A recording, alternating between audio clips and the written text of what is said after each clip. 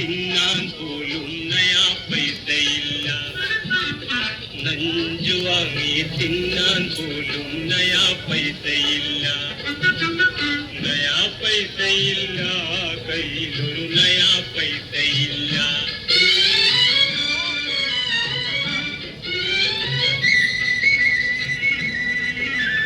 കടം വാങ്ങുവാനാളില്ല, പണയം വയ്ക്കാൻ പൊന്നില്ല, കൺമണി നിന്നെ കാണും നേരം കരളിൽ കടന്നൽ കുത്തുന്നു, കൺമണി നിന്നെ കാണും നേരം കരളിൽ കടന്നൽ കുത്തുന്നു. നയാ പൈസയില്ല, കയ്യിലൊരു നയാ പൈസയില്ല. കൃഷ്ണൻകുട്ടി, കൃഷ്ണൻകുട്ടി, ഇവിടെ ഇവിടെ ഇവിടെ ഇരിക്കണോ? അയ്യോ, ഇതെന്താ പറ്റിയേ? ഒന്നും പറയണ്ട ശശിയണ്ണ, ചെറുതായിട്ടൊന്ന് കാല് തെറ്റി വീണതാണ്. മനസ്സമാധാനമില്ലാത്ത ഓട്ടമല്ലേ. ഇപ്പൊ എങ്ങനെയുണ്ട്? സുഖമായി തുടങ്ങിയോ? ഒന്നും പറയണ്ട. ദൈവാധീനം കൊണ്ടും കയ്യിലിരുന്ന കാശെല്ലാം എടുത്ത് ചെലവാക്കി ഒരുവിധം നല്ല ചികിത്സ കിട്ടിയത് കൊണ്ടും ഒക്കെ ശരിയായി വരുന്നു. എടി രമണിയേ, കുടിക്കാൻ എന്തേലും എടുക്ക്.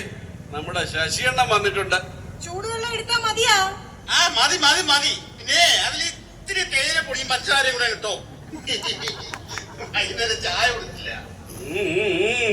അല്ലെങ്കിലും നനയന്നടം കുഴിക്കാൻ ശശിയണ്ണൻ മിടുക്കന അല്ലേ ശശിയണ്ണ? എപ്പോഴും ഈ ശശി ശശി എന്ന വിളി വേണ്ട.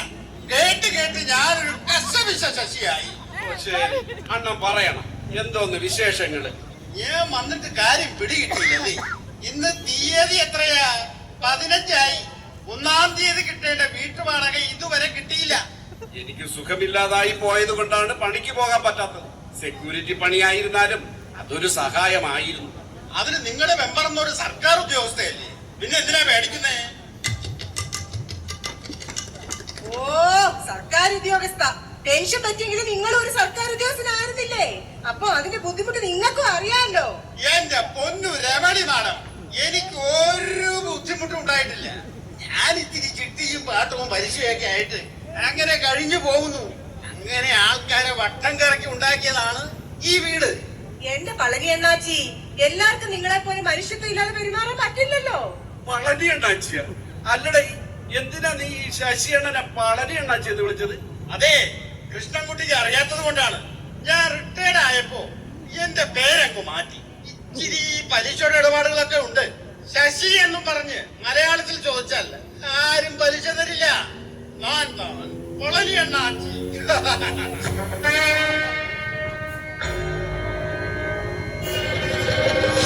വട്ടിപ്പണത്തെ കൊടുക്ക മാട്ടെന്നാൽ ഉങ്ങളെ സുട്ടുടുവേ. എപ്പടി ഇറുക്ക്? നല്ല ഇറുക്ക്. പണത്തിന് വേണ്ടി ഊരും പേരും ഭാഷയും എല്ലാം മാറ്റും അല്ലേ അണ്ണ? കടവുളെ കാപ്പാത്തുങ്കോ.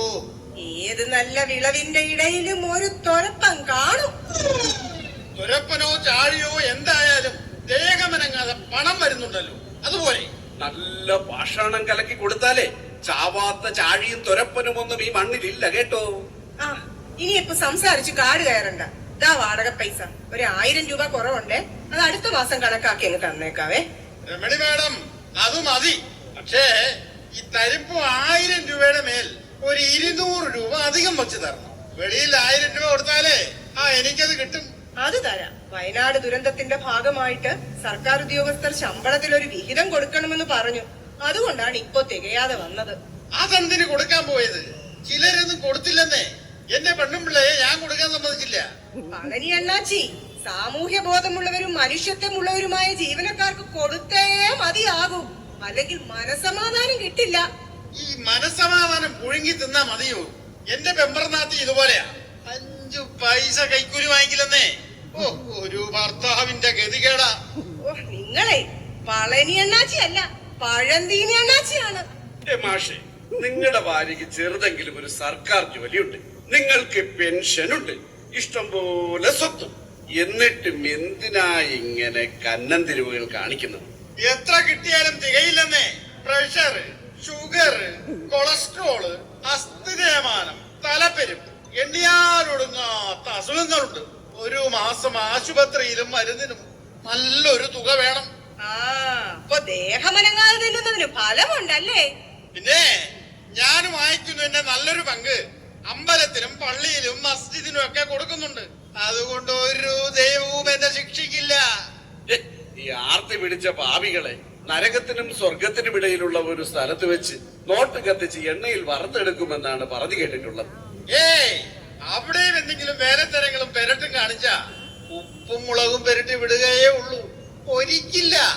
ഇങ്ങനെ സമൂഹത്തിൽ നിരക്കാത്ത പ്രവൃത്തി കാണിച്ചാലേ അവസാനം വെള്ളം കിട്ടാതെ മരിക്കേണ്ടി വരുവേ. എന്ന് ആരാ പറഞ്ഞത്?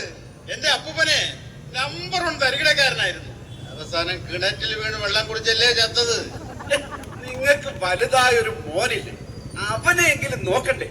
എന്റെ കൃഷ്ണൻകുട്ടി, അവന്റെ കാര്യം പറയാതിരിക്കുന്നതാണ് നല്ലത്. ചെറുക്കൻ ഒരു ദിവസം 25 പൊറോട്ടയും 2 ഫുൾ ചിക്കനും വേണം. നിവർത്തിയില്ലാതെ അവന്റെ ആമാശയം കട്ട് ചെയ്ത് ചെറുതാക്കാൻ വേണ്ടി മദ്രാസിൽ ഒരു ഹോസ്പിറ്റലിൽ കൊണ്ടുപോയി. ഡോക്ടർക്ക് എന്തോ ഒരു കയ്യബദ്ധം പറ്റി ആമാശയത്തിൽ ദ്വാരം വേണമെന്നാ തോന്നുന്നു. ഇപ്പൊ ചെറുക്കൻ 50 പൊറോട്ടയും 4 ചിക്കനും വേണം. ചെലവോട് ചെലവ്. എല്ലാം ശരിയാവും പളനിയണ്ണ. ആ, ശരിയാകുന്നെങ്കിൽ ശരിയാകട്ടെ. പക്ഷെ ഞാനൊരു കാര്യം പറയാം. ഇനി വാടക ഇത്